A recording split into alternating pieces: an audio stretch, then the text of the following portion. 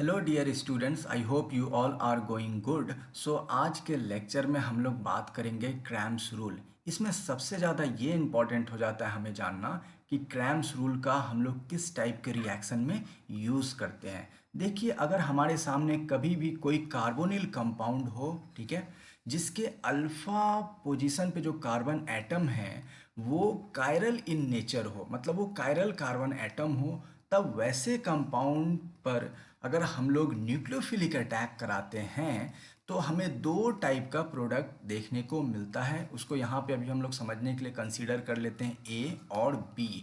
फिर ये दो टाइप के जो प्रोडक्ट आ रहे हैं, इसमें से हमें डिसाइड करना होता है कि कौन इस पार्टिकुलर रिएक्शन का मेजर प्रोडक्ट है। इसी मेजर प्रोडक्ट को फाइंड आउट करने के लिए हम लोग क्रैम्स रूल का हेल्प लेते हैं। आई होप सबको क्लियर हो गया होगा। कोई भी कार्बोनिल कंपाउंड हो जिसके अल्फा पोजीशन पे जो कार्बन एटम है वो कायरल होने चाहिए, और तब वैसे कंपाउंड का न्यूक्लियोफिलिक अटैक कराते हैं, फिर हमें दो टाइप्स के प्रोडक्ट देखने को मिलते हैं। उसमें से हमें क्रैम्स रूल की मदद से ही पता लग पाता है कि कौन सा मेजर प्रोडक्ट होगा। ये थोड़ा बहुत आपको क्लियर हो रहा होगा। अब ये जो अभी मैंने जो भी लिखा, इसको रिएक्शन के फॉर्म में और अच्छे से हम लोग समझते हैं। अब यहाँ पे सबसे पहले हम लोग इस कंपाउंड को थोड़ा सा देखेंगे। ये कैसा कंपाउंड है? ये एक कार्बोनिल कंपाउंड है, क्योंकि यहाँ पे कार्बोनिल ग्रुप जो है वो प्रेजेंट है। अब इस कार्बोनिल ग्रुप के जो है अल्फा पोजीशन पे कौन सा कार्बन एटम है, ये आ रहा है। ये कार्बन एटम एक बॉन्ड जो है मिथाइल ग्रुप के साथ बना रहा है, दूसरा बॉन्ड हाइड्रोजन के साथ बना रहा है, तीसरा बॉन्ड फिनाइल के साथ बना रहा है, और चौथा इस पूरे ग्रुप के साथ बना रहा है। मतलब ये ऐसा कार्बन एटम है जो अल्फा पोजीशन पे यहाँ पे इस केस में लाई कर रहा है, जो चार जो सिंगल बॉन्ड अलग अलग ग्रुप के साथ बना रहा है। तो इसे क्या हम लोग कायरल कार्बन एटम नहीं कह सकते हैं? ऑब्वियस सी बात है, बिल्कुल कहेंगे।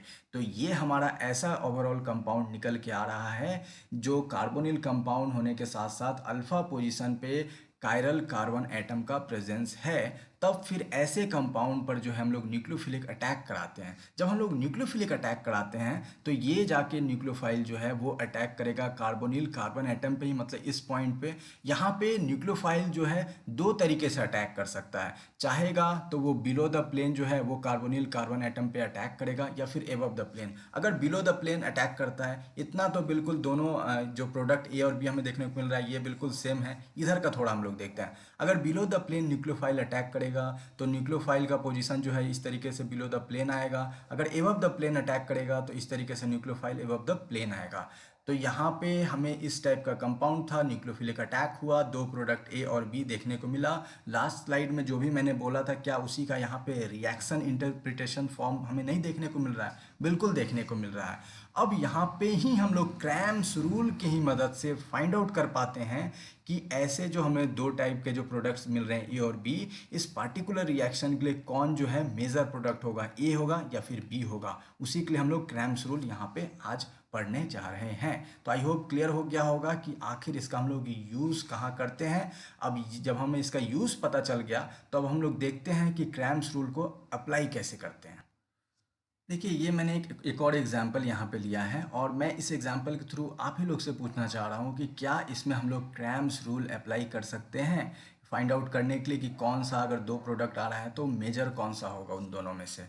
लिथियम एल्युमिनियम हाइड्राइड से आप सभी लोग बहुत अच्छे से वाकिफ़ होंगे। ये एक रिड्यूसिंग एजेंट है जो क्या देता है, H माइनस मतलब हाइड्राइड देता है, और हाइड्राइड अपने आप में कैसा होता है, न्यूक्लियोफाइल होता है। तो यहाँ पे न्यूक्लियोफिलिक अटैक होगा, ठीक है।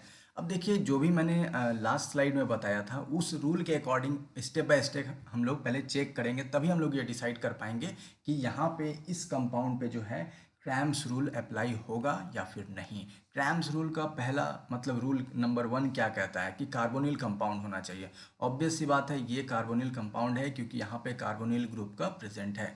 दूसरा रूल क्या कहता है कि इस कार्बोनिल कंपाउंड के जो अल्फा कार्बन एटम है वो कायरल इन नेचर होने चाहिए।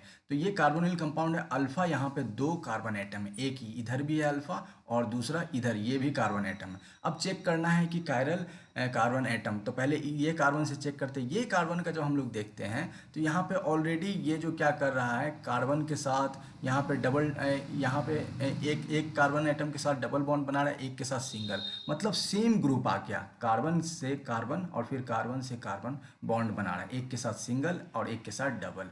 तो सेम ग्रुप जब भी आएगा तो आपको पता है कि हम लोग वैसे ही कार्बन एटम को कायरल कार्बन एटम कहते हैं, जो अपना चारों जो है सिंगल बॉन्ड डिफरेंट ग्रुप के साथ बना है, यहाँ पे नहीं हो रहा है, इसलिए ये पोजीशन जो अल्फा पोजीशन पे जो कार्बन एटम है ये कायरलिटी नहीं शो कर रहा है। अब ये कार्बन एटम का चेक करते हैं। ये कार्बन एटम का जैसे ही देखेंगे तो एक सिंगल बॉन्ड तो इस ग्रुप के साथ बना रहा है और तीन जो बॉन्ड जो है हाइड्रोजन एटम के साथ बना रहा है। तो हाइड्रोजन तीन हाइड्रोजन एटम कह लीजिए बॉन्ड बना रहा है, या फिर तीन सेम ग्रुप के साथ बना रहा है। तो यहाँ पे दुर्भाग्यवश ये हुआ कि ये कार्बोनिल जो कंपाउंड है इसमें दो अल्फा कार्बन एटम होने के बावजूद भी दोनों में से कोई भी कायरल कार्बन एटम नहीं है, इसीलिए यहाँ पे जो है हम लोग क्रैम्स रूल नहीं अप्लाई कर सकते हैं इसके मेजर प्रोडक्ट को फाइंड आउट करने के लिए। ये क्लियर हुआ? ये एग्जाम्पल मैंने इसलिए लिया ताकि आपको ये भी पता चल पाए कि कहाँ पे हम लोग क्रैम्स रूल अप्लाई करते हैं और कहाँ पे नहीं करते हैं।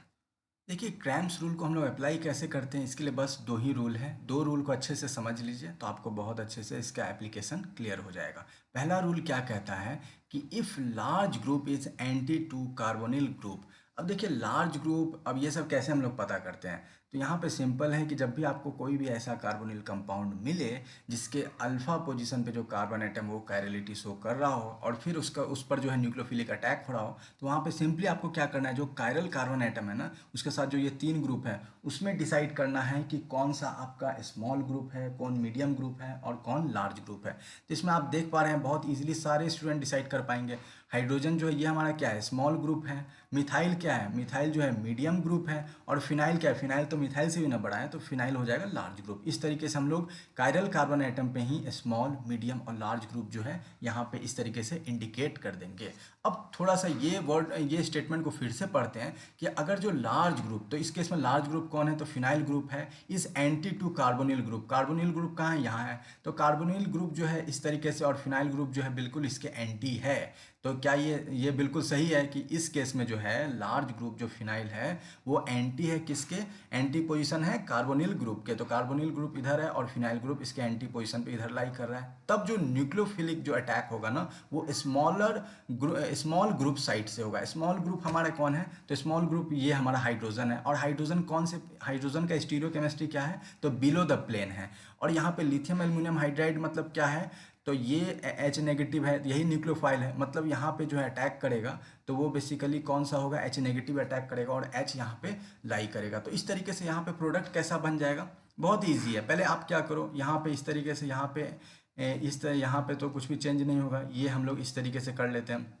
यहाँ पे जो है अब थोड़ा सा वो ध्यान देना है कि इस तरीके से जो यहाँ पे OH जो है ये जो बॉन्ड टूटेगा तो OH जो है ये एबव द प्लेन जाएगा, Me इस तरीके से रहेगा प्लेन पर ही। और ये जो H जो आएगा जो यहाँ पे न्यूक्लियोफिलिक अटैक कर रहा था ये बिलो द प्लेन होगा। क्यों H बिलो द प्लेन होगा, क्योंकि H जो है वो इस केस में न्यूक्लियोफाइल है और न्यूक्लियोफाइल अटैक किस साइड से करेगा, स्मॉल ग्रुप साइड से। और स्मॉल ग्रुप का क्या है, स्टीरियोकेमिस्ट्री बिलो द प्लेन है, इसीलिए यहाँ पे जो है ये भी बिलो द प्लेन हुआ, इस बिल्कुल ऐसे ही जैसे यहाँ पे ये बिलो द प्लेन था। तो आई होप ये आपको केस नंबर 1 इसका क्लियर हो गया होगा। केस नंबर 2 हम लोग नेक्स्ट स्लाइड में देखते हैं। अब जो केस 2 देखते हैं तो सबसे पहले हम लोग क्या करते हैं, ये कायरल कार्बन एटम है, इसमें जो है स्मॉल, मीडियम और लार्ज जो है वो इंडिकेट कर देते हैं। फिनाइल ऑब्वियस बात है लार्ज हो जाएगा, मीडियम क्या मिथाइल ये मीडियम हो जाएगा और हाइड्रोजन क्या हो जाएगा, स्मॉल हो जाएगा। अब यहाँ स्टेटमेंट क्या कर रहा है कि अगर लार्ज ग्रुप क्या है, यहाँ पे फिनाइल है, is same to carbonyl group. Obvious सी बात है कार्बोनिल ग्रुप इधर है और फिनाइल ग्रुप भी एक ही साइड आ रहा है। तब यहाँ पे अब आगे क्या करना है कि जो न्यूक्लियोफिलिक अटैक होगा, LiAlH4 हम लोग ये ले रहे हैं, तो यहाँ से न्यूक्लियोफिलिक अटैक मतलब H नेगेटिव का होगा, तो वो फ्रॉम मीडियम ग्रुप साइड। अब मीडियम ग्रुप साइड का क्या है स्टीरियोकेमिस्ट्री, तो ये बिलो द प्लेन है। तो यहाँ पे ये पोर्शन तो एज इट इज़ रहेगा, इसको तो टच नहीं करना है। यहाँ पे ये क्या हो जाएगा, medium group below the plane जाएगा, तो इसीलिए ये जो हाइड्राइड आ रहा है, हाइड्राइड जो H नेगेटिव है ये यहाँ पे न्यूक्लियोफिलिक अटैक करके बिलो द प्लेन जाएगा और ये एबव द प्लेन और ये Me। तो यहाँ पे एक और प्रोडक्ट बनेगा जिसमें जो H नेगेटिव जो है वो एबव द प्लेन जाएगा। लेकिन हमें फाइंड आउट करना है मेजर प्रोडक्ट क्या होगा, तो क्रैम्स रूल के जो ये जो दोनों हमने अभी पढ़ा, एक ये वाला और इससे पहले वाला केस जो है प्रीवियस स्लाइड में पढ़ा, वो दोनों केस को ही देख के हम लोग डिसाइड कर पाते हैं कि जब दो प्रोडक्ट आ रहा है तो उसमें से कौन सा मेजर होगा। अगर यहाँ पे लार्ज ग्रुप सिन है कार्बोनिल ग्रुप का, तब हम लोग मीडियम ग्रुप के स्टीरियोकेमिस्ट्री को फॉलो करेंगे। जब कार्बोनिल ग्रुप के जो है लार्ज ग्रुप एंटी होगा